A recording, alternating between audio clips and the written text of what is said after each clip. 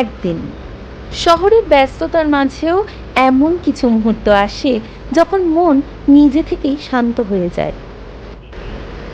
সব গল্পের শুরু হয় না কোনো বড় ঘটনা দিয়ে, কখনো কখনো একটা সাধারণ পথে নিয়ে যায় অসাধারণ এক দিনের দিকে। কালও ছিল তেমনই।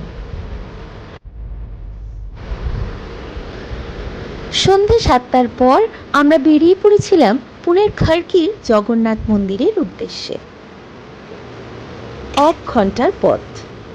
শহরের ভিড়, ট্রাফিক, সারাদিনের ক্লান্তি, সবকিছুর মাঝেই যেন খুঁজছিলাম একটু শান্তি। পুনেতে আমাদের ছোট্ট সংসার মাত্র 6 মাসের। কাজের সূত্রে বাড়ি থেকে অনেক দূরে আমরা দুজন। আমার ওয়ার্ক ফ্রম হোম, অভিষেকের ওয়ার্ক ফ্রম অফিস। দিনের শেষে সময়টা খুব বেশি থাকে না, তবে চেষ্টা করি প্রতিদিনের ভেতর থেকে একটা ছোট্ট আনন্দ খুঁজে নিতে। হয়তো এটাই আমাদের একসাথে বেঁচে থাকার সবচেয়ে সুন্দর অভ্যেস।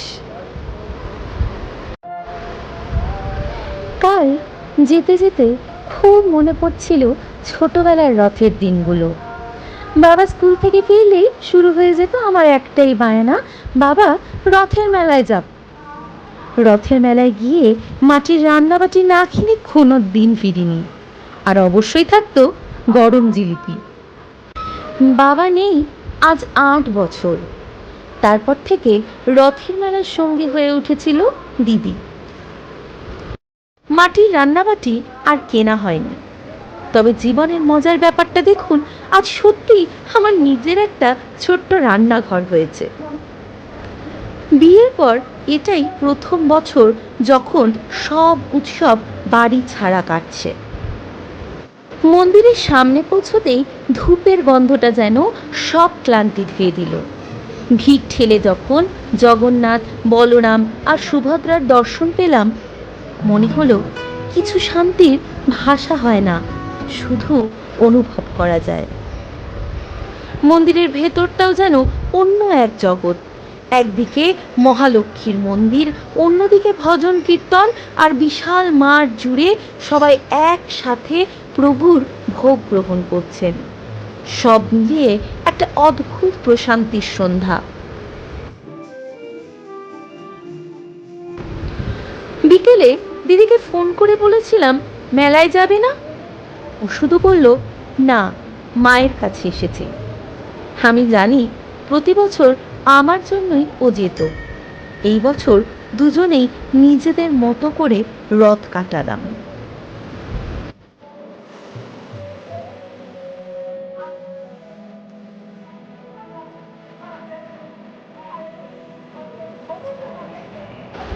রাতে বাড়ি ফিরে বানালাম লুচি আর পায়েস।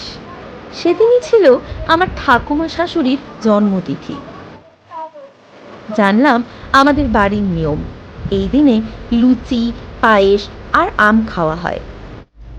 নতুন সংসার, নতুন নিয়ম, নতুন স্মৃতি। এই ছিল একদিন এক গল্প, রংতুলির প্রথম গল্প। এখানে ছিল না কোনো বিলাসিতা, ছিল না কোনো ট্যুরিস্ট স্পট, ছিল না কোনো বড় আয়োজন। ছিল শুধু একটা সাধারণ সন্ধ্যা, জগন্নাথের দর্শনের শান্তি, আর অনেক দূরে থেকেও বাবা, মা আর দিদির সঙ্গে কাটানো রথের দিনের স্মৃতিগুলো। একটা সাধারণ দিন, অথচ অসাধারণ কিছু মুহূর্ত।